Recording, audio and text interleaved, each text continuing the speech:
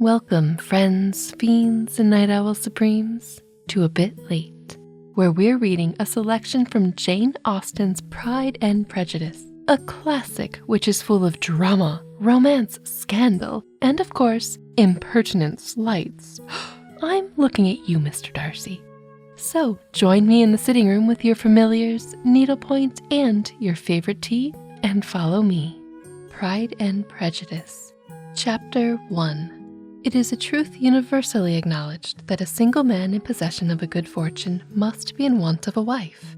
However, little known the feelings or views of such a man may be on his first entering a neighborhood. This truth is so well fixed in the minds of the surrounding families that he is considered as the rightful property of some one or other of their daughters.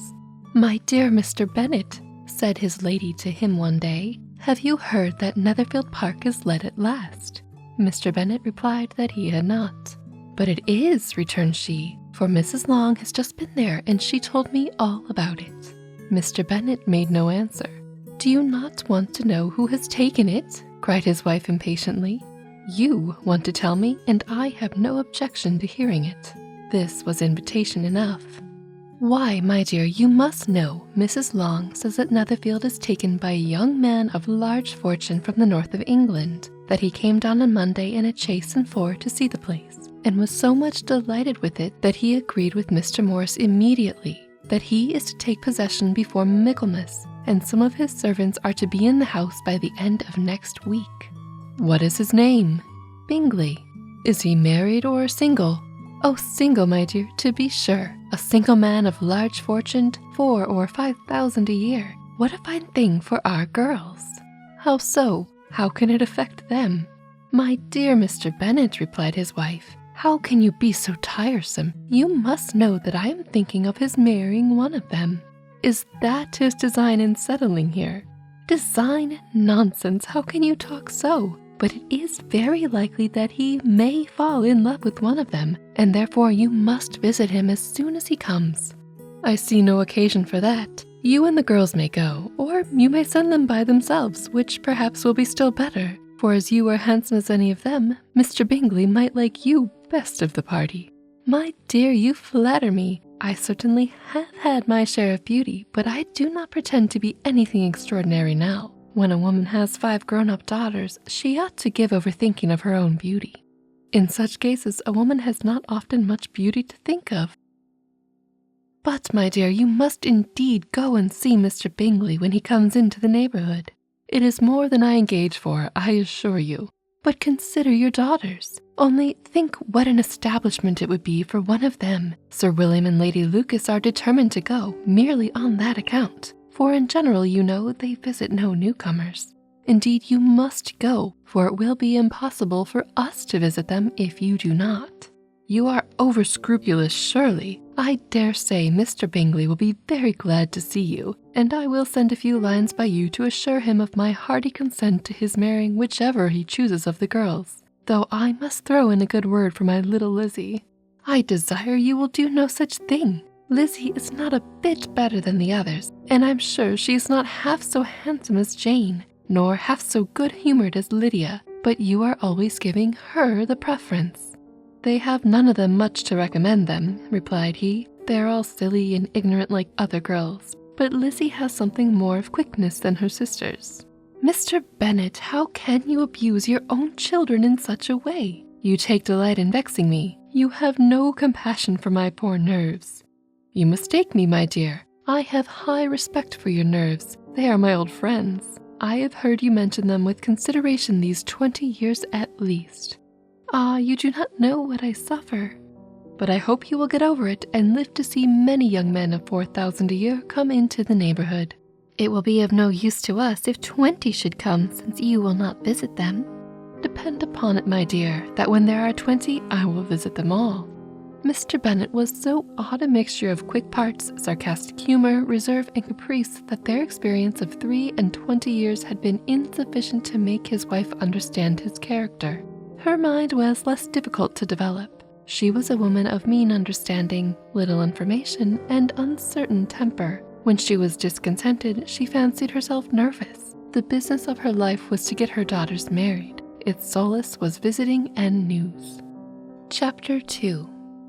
Mr. Bennet was one of the earliest of those who waited on Mr. Bingley. He had always intended to visit him, though to the last always assuring his wife that he should not go, and till the evening after the visit was paid she had no knowledge of it. It was then disclosed in the following manner, observing his second daughter employed in trimming a hat, that he suddenly addressed her with, "I hope Mr. Bingley will like it, Lizzie." "We are not in a way to know what Mr. Bingley likes," said her mother resentfully, "since we are not to visit." "But you forget, Mamma," said Elizabeth, "that we shall meet him at the assemblies, and that Mrs. Long has promised to introduce him." "I do not believe Mrs. Long will do any such thing. She has 2 nieces of her own. She is a selfish, hypocritical woman, and I have no opinion of her." "No more have I," said Mr. Bennet, "and I am glad to find that you do not depend on her serving you." Mrs. Bennet deigned not to make any reply, but, unable to contain herself, began scolding one of her daughters. "Don't keep coughing so, Kitty. For heaven's sake, have a little compassion on my nerves. You tear them to pieces." "Kitty has no direction in her coughs," said her father. "She times them ill." "I do not cough for my own amusement," replied Kitty fretfully. "When is your next ball to be, Lizzie?" "Tomorrow fortnight."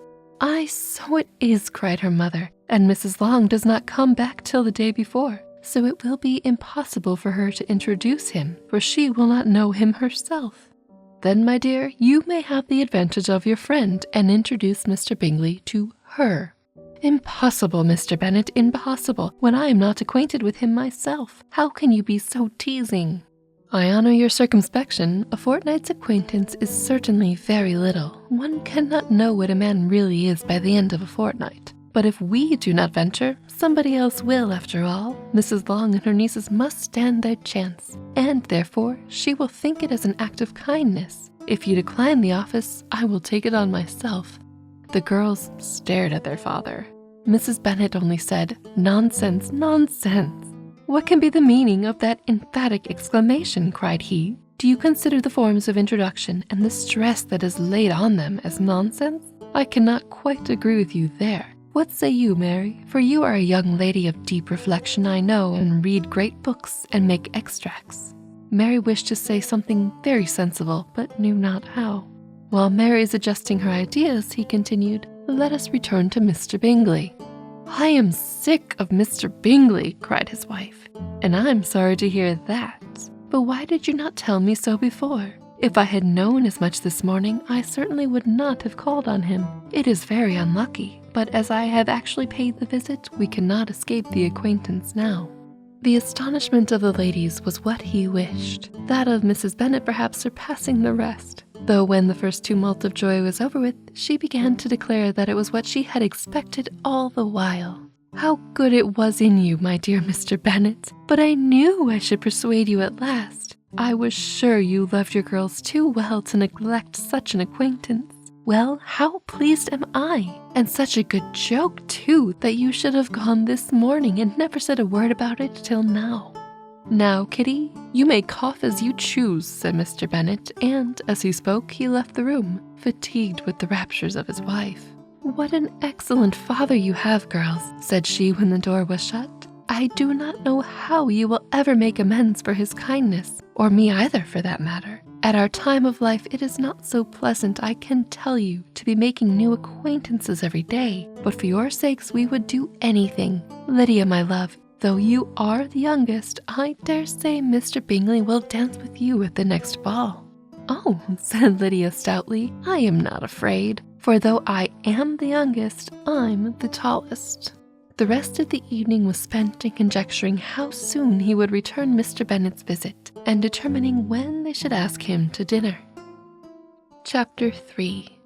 Not all that Mrs. Bennet, however, with the assistance of her 5 daughters, could ask on the subject was sufficient to draw from her husband any satisfactory description of Mr. Bingley. They attacked him in various ways with barefaced questions, ingenious suppositions, and distant surmises, and they were at last obliged to accept the second-hand intelligence of their neighbour, Lady Lucas. Her report was highly favourable. Sir William had been delighted with him. He was quite young, wonderfully handsome, extremely agreeable, and, to crown the whole, he meant to be at the next assembly with a large party. Nothing could be more delightful. To be fond of dancing was a certain step towards falling in love, and very lively hopes of Mr. Bingley's heart were entertained. "If I can but see one of my daughters happily settled at Netherfield," said Mrs. Bennet to her husband, "and all the others equally well married, I shall have nothing to wish for." In a few days, Mr. Bingley returned Mr. Bennet's visit and sat about 10 minutes with him in the library. He had entertained hopes of being admitted to the sight of the young ladies, whose beauty he had heard much. But he saw only the father. The ladies were somewhat more fortunate, for they had the advantage of ascertaining, from an upper window, that he wore a blue coat and rode a black horse. An invitation for dinner was soon afterwards dispatched, and already had Mrs. Bennet planned the courses that were to do credit to her housekeeping, when an answer arrived which deferred it all. Mr. Bingley was obliged to be in town the following day, and consequently unable to accept the honor of their invitation, etc. Mrs. Bennet was quite disconcerted. She could not imagine what business he could have in town so soon after his arrival in Hertfordshire, and she had begun to fear that he might always be flying about from one place to another, and never settled at Netherfield as he ought to be. Lady Lucas quieted her fears a little by starting the idea of his being gone to London only to get a large party for the ball, and a report soon followed that Mr. Bingley was to bring 12 ladies and 7 gentlemen with him to the assembly. The girls grieved over such a number of ladies, but were comforted the day before the ball by hearing that, instead of 12, he had brought only 6 with him from London, his 5 sisters and a cousin. And when the party entered the assembly room, it consisted of only 5 altogether: Mr. Bingley, his 2 sisters, the husband of the eldest, and another young man. Mr. Bingley was good-looking and gentlemanlike. He had a pleasant countenance and easy, unaffected manners. His sisters were fine women with an air of decided fashion. His brother-in-law, Mr. Hurst, merely looked the gentleman, but his friend Mr. Darcy soon drew the attention of the room by his fine, tall person, handsome features, noble mien, and the report, which was in general circulation within 5 minutes after his entrance, of his having 10,000 a year. The gentleman pronounced him to be a fine figure of a man. The ladies declared he was much handsomer than Mr. Bingley, and he was looked at with great admiration for half the evening, until his manners gave a disgust which turned the tide of his popularity, for he was discovered to be proud, to be above his company, and above being pleased, and not all his large estate in Derbyshire could save him from having a most forbidding, disagreeable countenance, and being unworthy to be compared with his friend. Mr. Bingley had soon made himself acquainted with all the principal people in the room. He was lively and unreserved, danced every dance, was angry that the ball closed so early, and talked of giving one himself at Netherfield. Such amiable qualities must speak for themselves. What a contrast between him and his friend! Mr. Darcy danced only once with Mrs. Hurst and once with Miss Bingley, declined to be introduced to any other lady, and spent the rest of the evening in walking about the room, speaking occasionally to one of his own party. His character was decided. He was the proudest, most disagreeable man in the world, and everybody hoped that he would never come there again. Amongst the most violent against him was Mrs. Bennet, whose dislike of his general behavior was sharpened into particular resentment by his having slighted one of her daughters. Elizabeth Bennet had been obliged by the scarcity of the gentlemen to sit down for 2 dances, and during part of that time Mr. Darcy had been standing near enough for her to overhear a conversation between him and Mr. Bingley, who came from the dance for a few minutes to press his friend to join it. "Come, Darcy," said he, "I must have you dance. I hate to see you standing about by yourself in this stupid manner. You had much better dance." "I certainly shall not. You know how I detest it, unless I'm particularly acquainted with my partner. At such an assembly as this it would be insupportable. Your sisters are engaged, and there is not another woman in this room with whom it would not be a punishment for me to stand up with." "I would not be so fastidious as you are," cried Bingley, "for a kingdom. Upon my honor, I never met with so many pleasant girls in my life as I have this evening, and there are several of them, you see, uncommonly pretty." You are dancing with the only handsome girl in the room, Mr. Darcy said, looking at the eldest Miss Bennet. Oh, she is the most beautiful creature I ever beheld. But there is one of her sisters sitting down just behind you, who is very pretty and I dare say very agreeable. Do let me ask my partner to introduce you.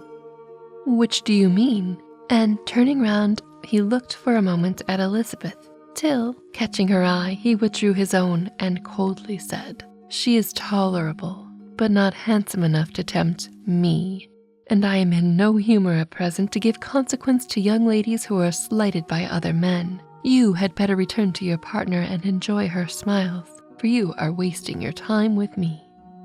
Mr. Bingley followed his advice, and Darcy walked off, and Elizabeth remained with no very cordial feelings towards him.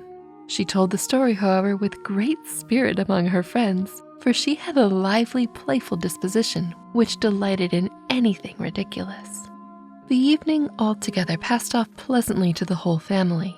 Mrs. Bennet had seen her eldest daughter much admired by the Netherfield party. Mr. Bingley had danced with her twice, and she had been distinguished by his sisters. Jane was as much gratified by this as her mother could be, though in a quieter way. Elizabeth felt Jane's pleasure.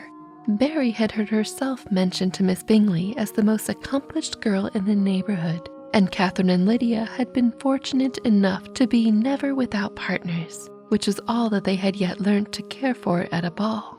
They returned, therefore, in good spirits to Longbourn, the village where they lived, and of which they were the principal inhabitants. They found Mr. Bennet still up. With a book, he was regardless of time, and on the present occasion he had a good deal of curiosity as to the event of an evening which had raised such splendid expectations. He had rather hoped that all his wife's views on the stranger would be disappointed, but he soon found that he had a very different story to hear.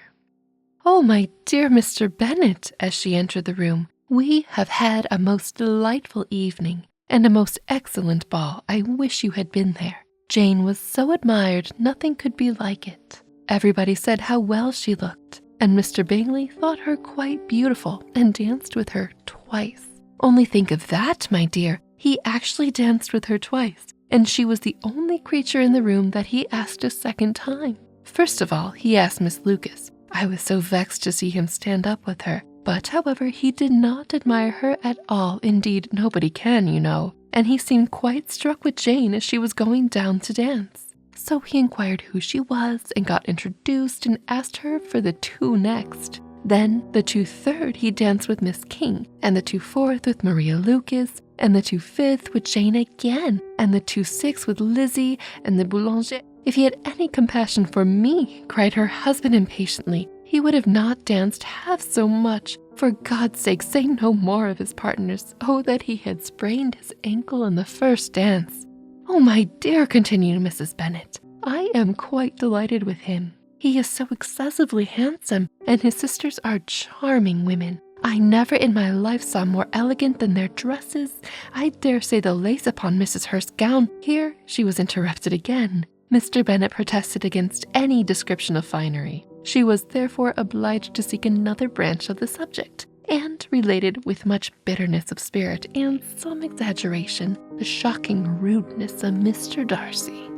"But I can assure you," she added, "that Lizzy does not lose much by not suiting his fancy, for he is a most disagreeable, horrid man, not at all worth pleasing, so high and conceited that there was no enduring him. He walked here and he walked there, fancying himself so very great, not handsome enough to dance with. I wish you had been there, my dear, to have given him one of your sit-downs. I quite detest the man." Chapter 4. When Jane and Elizabeth were alone, the former, who had been cautious in her praise of Mr. Bingley before, expressed to her sister how very much she admired him. "He is just what a young man ought to be," she said. "Sensible, good-humored, lively, and I never saw such happy manners, so much ease, and such perfect good breeding." "He is also handsome," replied Elizabeth, "which a young man ought likewise to be if he possibly can. His character is thereby complete. I was very much flattered by his asking me to dance a second time. I did not expect such a compliment."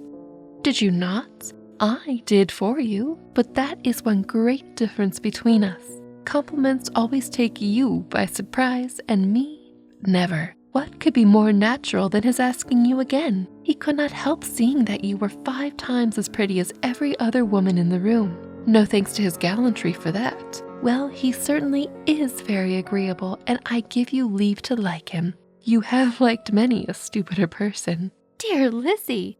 Oh, you are a great deal too apt, you know, to like people in general. You never see a fault in anybody. All the world are good and agreeable in your eyes. I never heard you speak ill of a human being in my life. I would wish not to be hasty in censuring anyone, but I always speak what I think.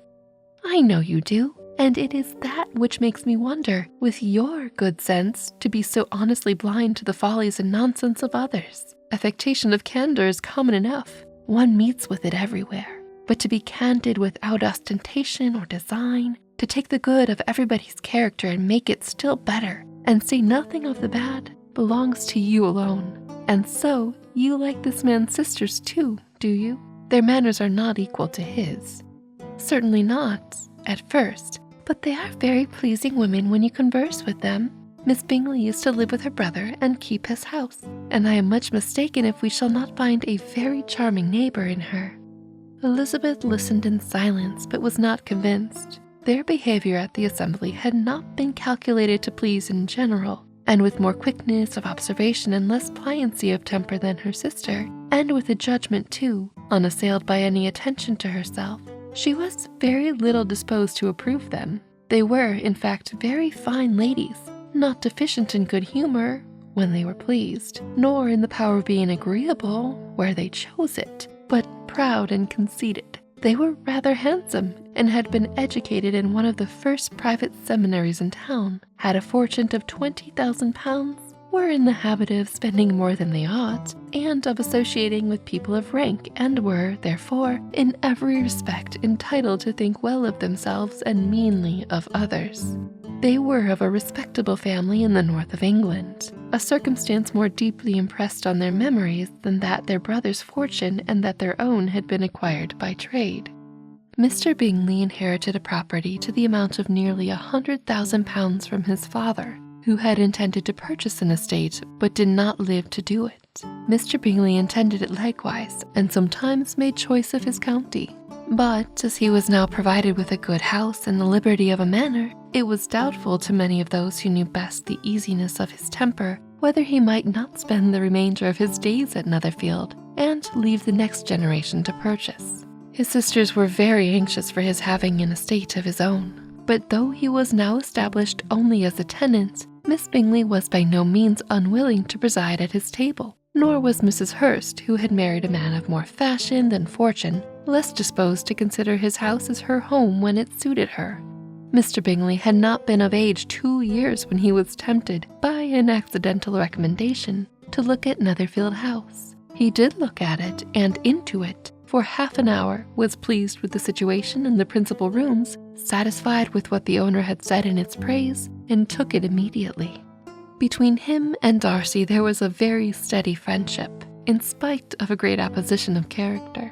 Bingley was endeared to Darcy by his easiness, openness, and docility of his temper, though no disposition could offer a greater contrast to his own, and though with his own he never appeared dissatisfied. On the strength of Darcy's regard, Bingley had the firmest reliance, and of his judgment the highest opinion.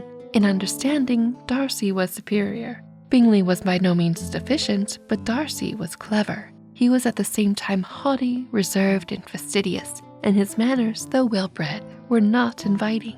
In that respect his friend greatly had the advantage. Bingley was sure of being liked wherever he appeared. Darcy was continually giving offence. The manner in which they spoke of the Meryton assembly was sufficiently characteristic. Bingley had never met with pleasanter people or prettier girls in his life. Everybody had been the most kind and attentive to him. There had been no formality, no stiffness, and soon he felt acquainted with all the room. And as to Miss Bennet, he could not conceive an angel more beautiful. Darcy, on the contrary, had seen a collection of people in whom there was little beauty and no fashion, for none of whom he had felt the smallest interest. and from none received either attention or pleasure. Miss Bennet he acknowledged to be pretty, but she smiled too much. Mrs. Hurst and her sister allowed it to be so, but they still admired her and liked her and pronounced her to be a sweet girl, and one whom they should not object to know more of. Miss Bennet was therefore established as a sweet girl, and their brother felt authorized by such recommendation to think of her as he chose.